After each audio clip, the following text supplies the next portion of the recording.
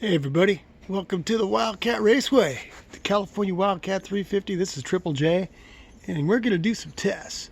On the left up front, that's my new custom. It's a GT40. It's extremely light.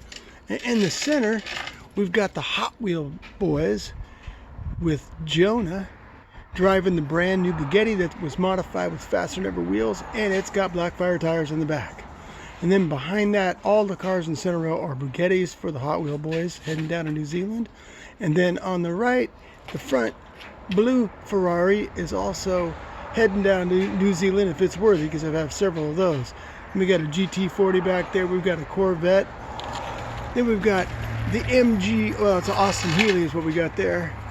And in the back, in the Ferrari F512M, anyway, it's a Ferrari. And that's Enzed Racing. He's been really good with that car, so I'm going to let him drive it again. That one has got an advantage of weight, and it's got a super tire on it. Let's see how he does starting from the back. Okay, guys. Let's get it on. See if I can get this on camera.